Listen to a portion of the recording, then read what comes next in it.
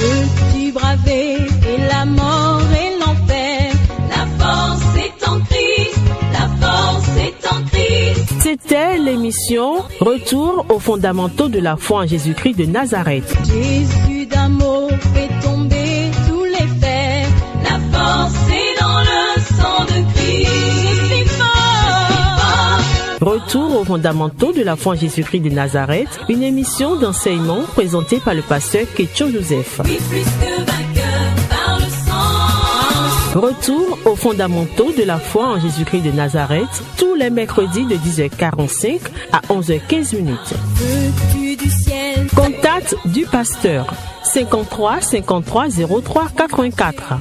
53 53 03 84. Que Dieu bénisse votre écoute. La force est en Christ, la force est en Christ.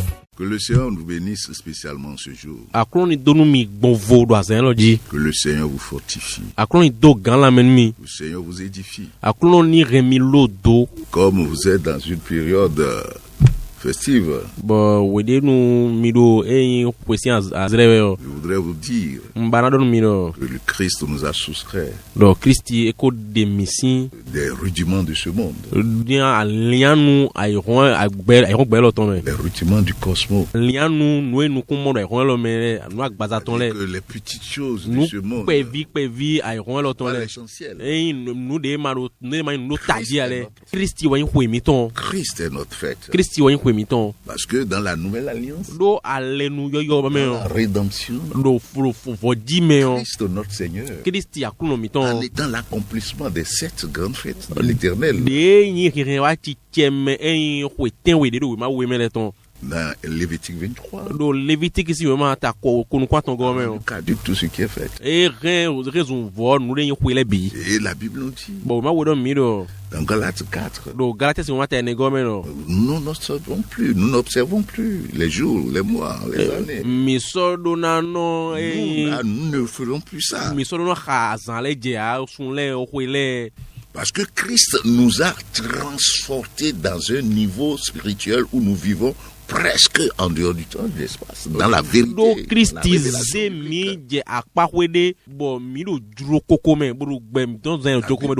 nous a ressuscités ensemble. Nous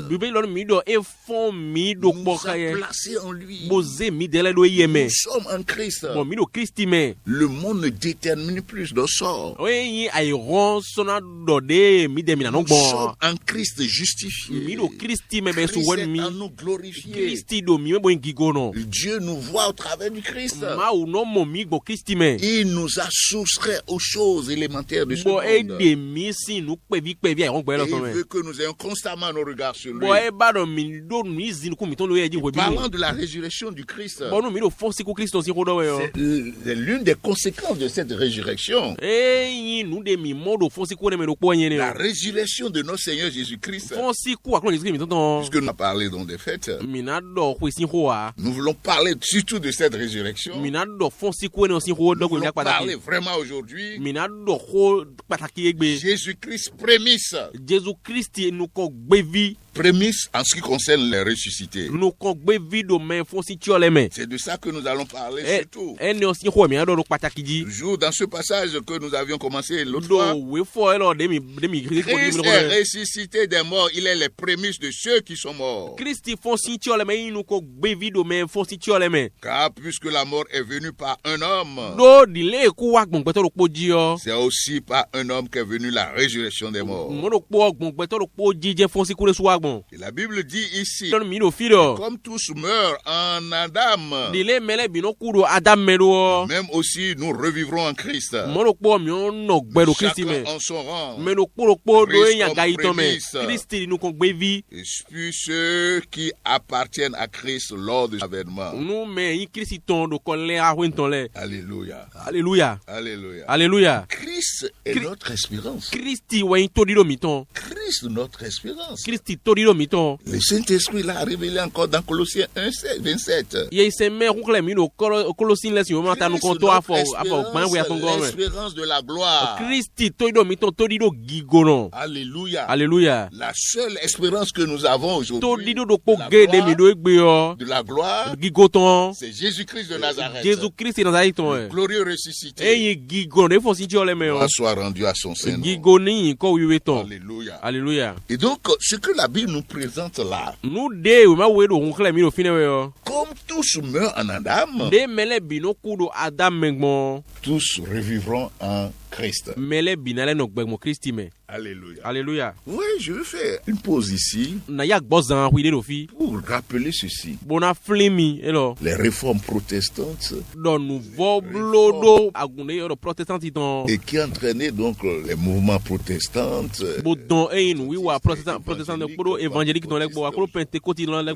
Que nous sommes en train de vivre de nos jours. On remis en lumière une vérité fondamentale dans la Bible. C'est-à-dire la mort de notre Seigneur Jésus. Puissance qui est dans le sang de Jésus. Et cela est essentiel. Et cela est essentiel. Et quand vous observez les églises aujourd'hui, nos dénominations aujourd'hui, les prédications abordent cette question de la mort de notre Seigneur Jésus-Christ. L'élément qui apporte salut. Mais ce que nous constatons, c'est que la question de la résurrection n'occupe pas la place essentielle. Or, la résurrection, comme le révèle la parole, est partie intégrante de l'évangile qui sauve. C'est un stimulant non seulement pour le chrétien, non, c'est une vérité essentielle qui donne toute la force à la mort même. Et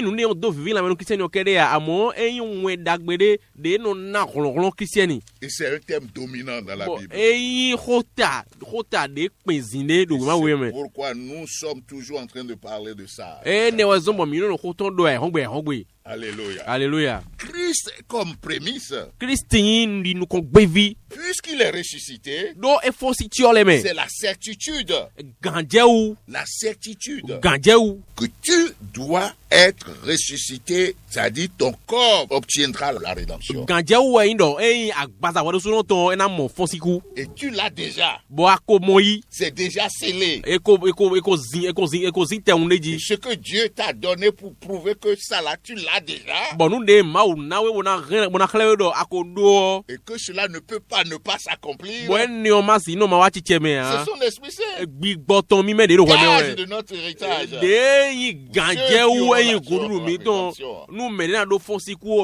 Alléluia. Alléluia. Alléluia. Et ainsi ta résurrection à la rédemption du corps, le processus, le cercle aussi de la vie va être total.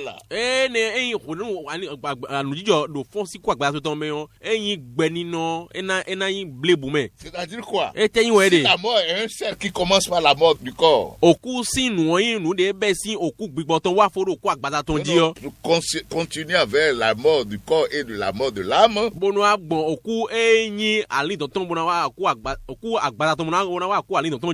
la même manière la vie suit le même processus. Commençant par ceux qui croient, commençant par la vie de l'esprit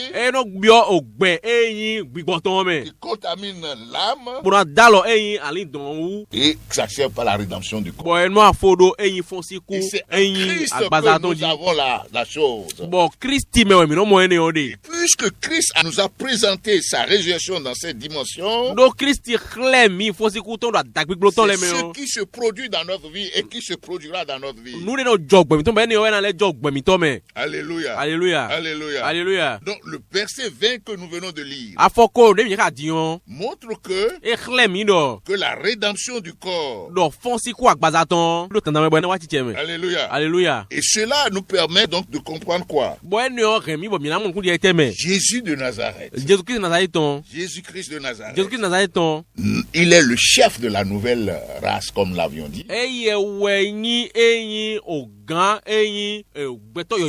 En mettant fin au processus de la mort, au cycle de la mort,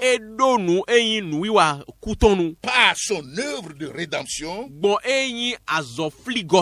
il introduit une ère nouvelle. Il a introduit une nouvelle création, Nous devons insister sur ça. Nous sommes une nouvelle création de la même manière que le premier homme, Adam, a été créé dans le jardin d'Éden au commencement de toutes choses.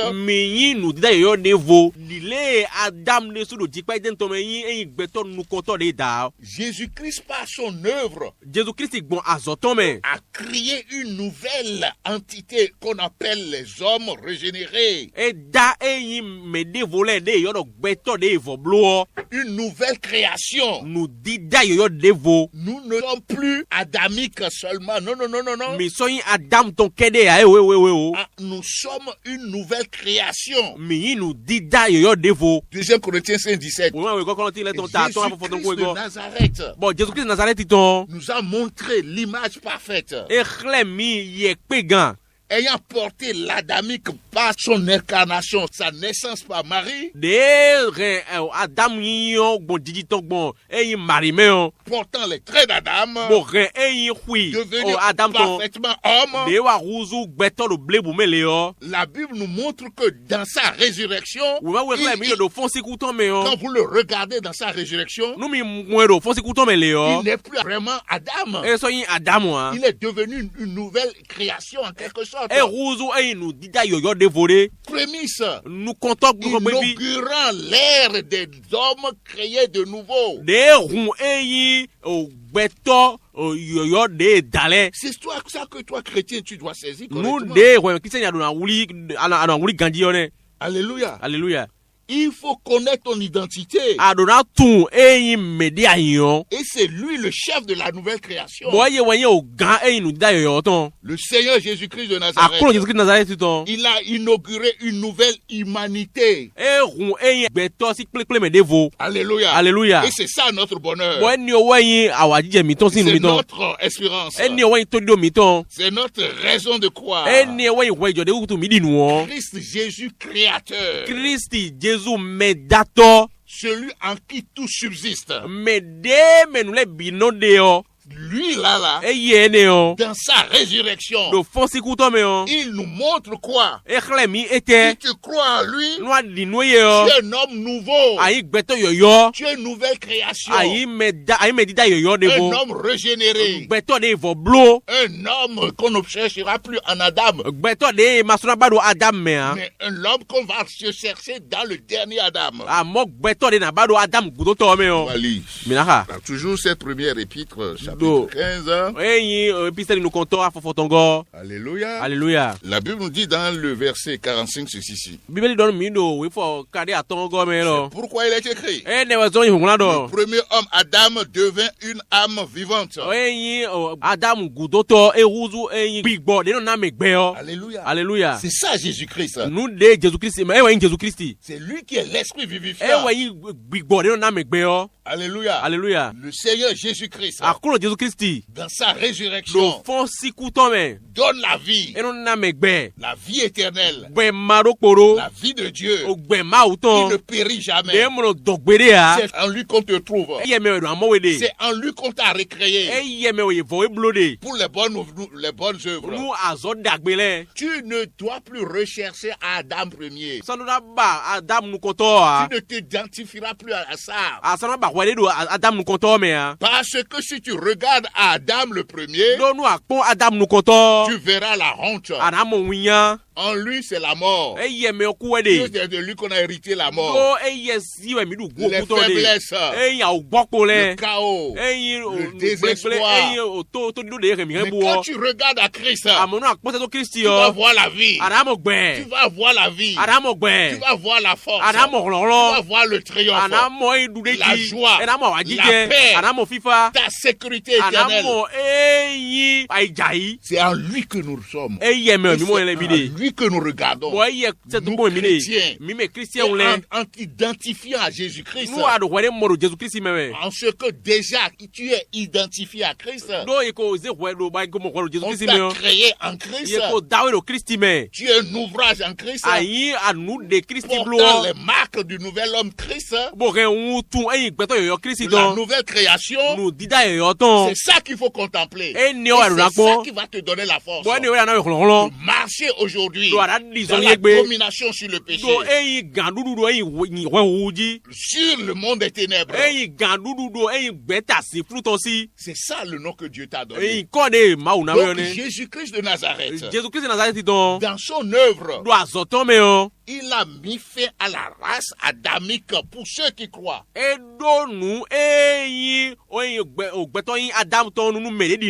Il a plié cela. Et cette révélation sera complète quand il va arriver. Alléluia. Alléluia. Et tu l'as déjà. La première épître de Jean, l'apôtre Jean, lui va l'exprimer d'une autre manière qu'on va lire rapidement. Nous allons lire la première épître de Jean, chapitre 3. Il dit, voyez quel amour le Père a pour nous. Pour que nous soyons appelés enfants de Dieu. Avant l'œuvre du Christ, il n'y a pas d'enfant de Dieu. Il n'y a qu'un seul fils de Dieu. C'est Jésus-Christ, le Fils unique, monogénus, le seul dans son genre. Et quand il a accompli son œuvre, quand il est mort, il est enseveli et il est ressuscité. Le troisième jour, il a inauguré, il a multiplié, il a entraîné une production de masse des fils de Dieu. Alléluia. Alléluia. Qui sommes les hommes de la nouvelle création, les nouvelles créatures. Régénérés. Nés de nouveau. Les ressuscités. Portant en nous la vie. La vie qui ne périt pas. C'est ça ce que nous sommes. Jésus a plié la race adamique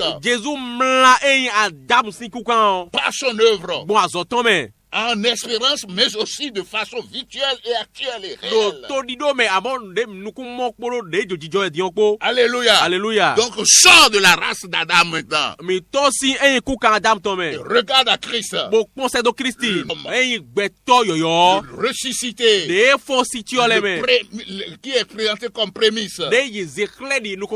Alléluia. Alléluia. Jésus-Christ de Nazareth. Qui est un esprit vivifiant.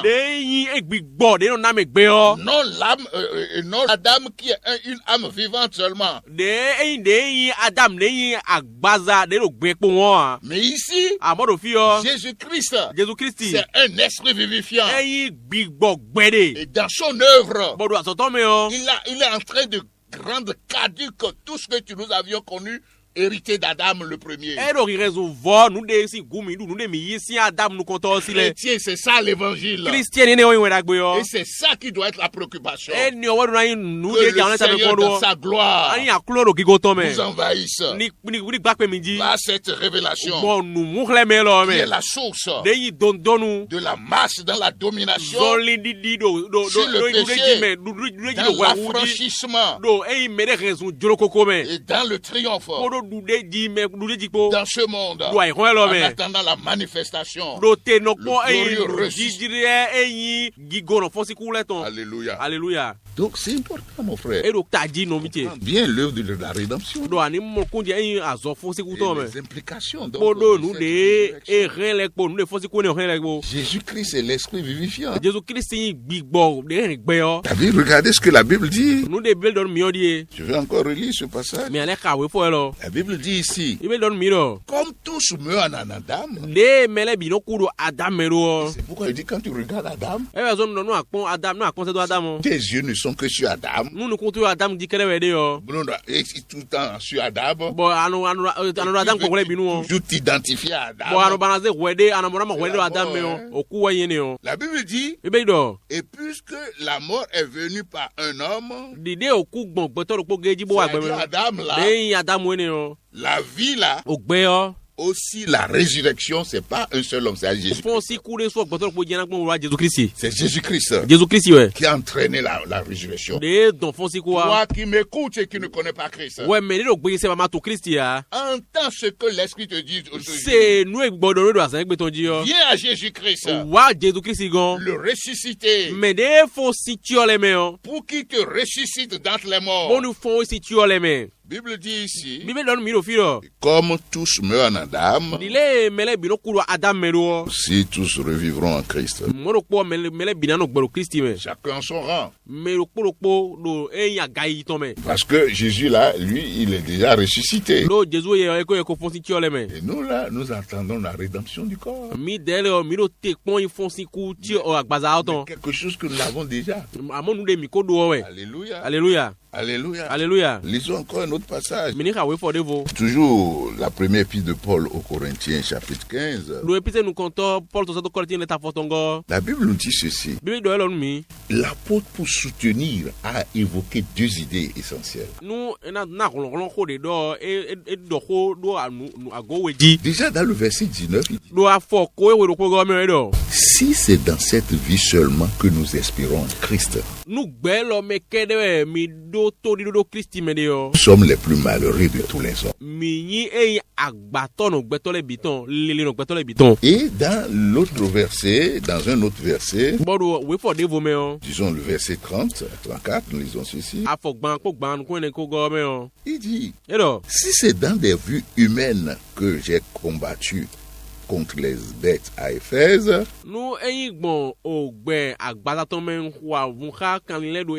avantage m'en revient-il? Si les morts ne ressuscitent pas, mangeons et buvons, car demain nous mourrons. Ne vous dites pas, les mauvaises compagnies corrompent les bonnes mœurs. Revenez à vous-même, comme il est convenable. Et ne péchez point. Ne péchez point dont il est question là. C'est-à-dire, c'est rejeter la vérité de la résurrection. Ça, c'est le plus grand péché. Et ce que nous venons de dire, l'apôtre est en train de m'insister pour mettre l'accent sur la certitude de ce que le Seigneur nous a promis. Parce que tu as cru en Christ, tu vas t'endormir seulement. Puisque tu as déjà la résurrection en toi, tu vas dormir. Comme ceux qui dorment se réveillent. Peut-être que tu as commencé ton sommeil il y a 100 ans, 50 ans, 50 ans, 100 ans, 200 ans, avant que le Christ ne revienne. Pour certains 500 ans, 1000 ans. La Bible dit à la voix de l'archange, au son de la trompette, quand ça va sonner, tu vas entendre cela. Ton âme va vibrer dans la tombe. Et ton corps va te rejoindre. Les tombeaux vont s'éclater. Et tu vas sortir glorieusement. Tu vas vibrer. Et tu iras à la rencontre de ton Seigneur. C'est ça notre espérance. Lié à ce que le dernier Adam nous a révélé. Jésus-Christ notre Seigneur. Que le Seigneur vous fortifie. Que le Seigneur vous édifie. Que la consolation qui est en Christ vous envahisse. Et que le Seigneur vous donne la résilience. La résistance, la résilience, la détermination en face des oppositions dans ce monde. viendra pour combattre cette vérité dans votre vie. Chers frères et sœurs, dans la même lancée, comme nous sommes en train de parler donc de l'esprit vivifiant notre Seigneur Jésus, le Seigneur Jésus-Christ dans sa résurrection confirme la vérité de la résurrection. Et maintenant, je vais m'adresser à ceux-là qui ne sont pas chrétiens. Quelque chose d'essentiel ici, c'est que dans la question de la résurrection, il y a un point déterminant que nous devons aborder. Pourquoi chrétien doit être ressuscité? C'est-à-dire, on connaîtra la rédemption du corps et la rencontre de Dieu. La Bible nous dit que pour rester tout le temps pour toujours avec Christ.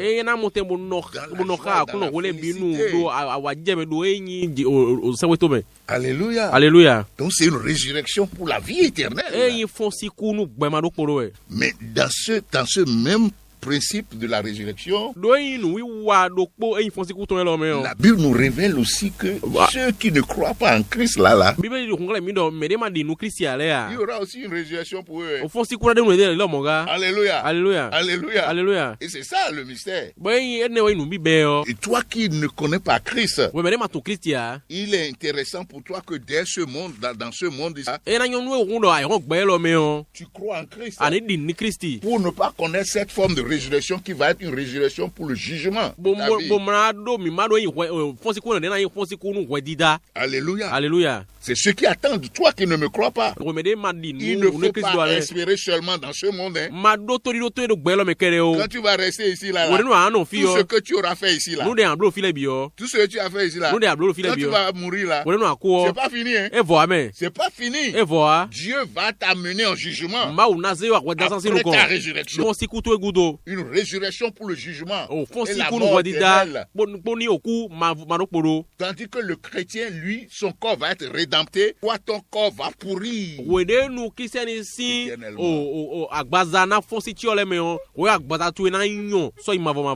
ressuscite, tu vas ressusciter et après le jugement, tu rentreras dans la pourriture. Il y a un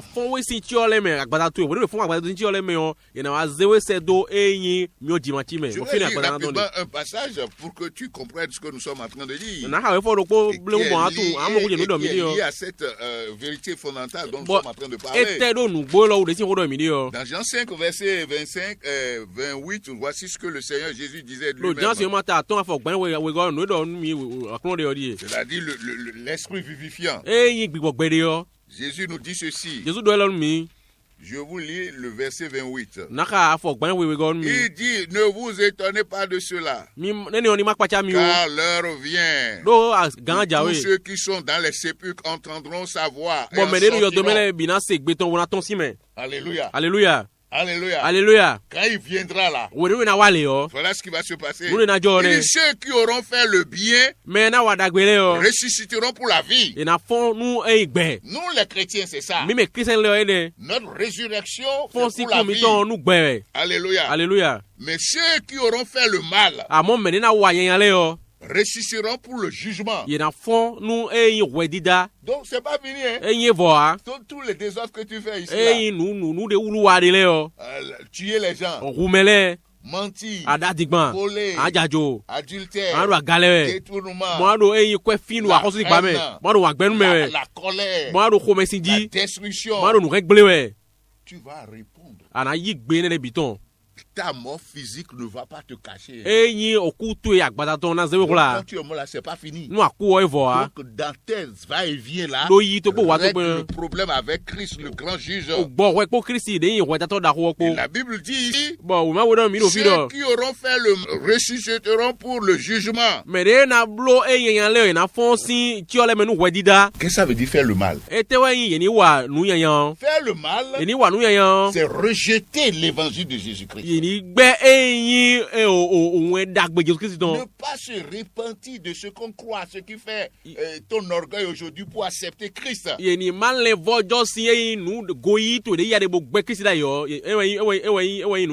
C'est ça. Quand tu vas rester comme ça là, pour quitter ce monde-là, Christ va revenir à la voix de comme l'a dit, à la voix de l'archange. Que les jugements vont commencer par la maison de Dieu pour s'achever vers le jugement des incrédules comme vous. Tu vas rentrer dans la mort éternelle. Amen. Amen. Et cela, le Saint-Esprit a encore attesté par l'apôtre Paul. Dernière lecture de ce jour. Acte chapitre 24. Acte 24. Verset 14 et 15. Il dit ceci. Je t'avoue bien que je sais le Dieu de mes pères, selon la voie qu'ils appellent une secte. C'est-à-dire que l'apôtre Paul là était en face de gens qui le persécutaient. Il dit, croyant tout ce qui est écrit dans la loi et dans les prophètes, et ayant en Dieu cette espérance, comme ils l'ont eux-mêmes, qu'il y aura une résurrection des justes.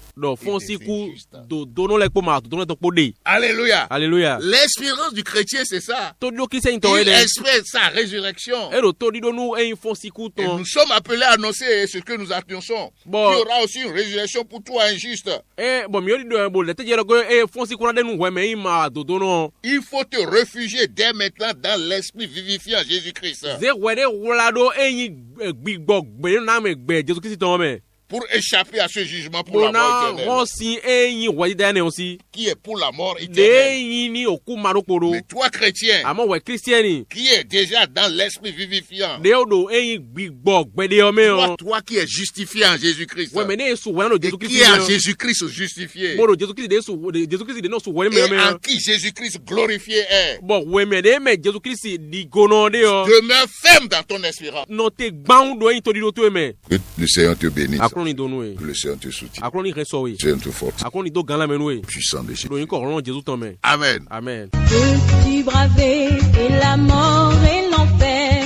La force est en Christ. La force est en Christ. C'était l'émission Retour aux fondamentaux de la foi en Jésus-Christ de Nazareth. Jésus d'amour fait tomber tous les fers. La force est dans le sang de Christ. Je suis fort.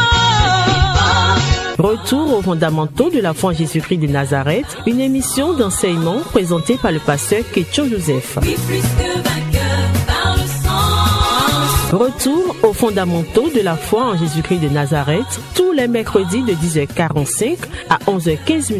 Veux-tu du ciel? Contact du pasteur 53 53 03 84.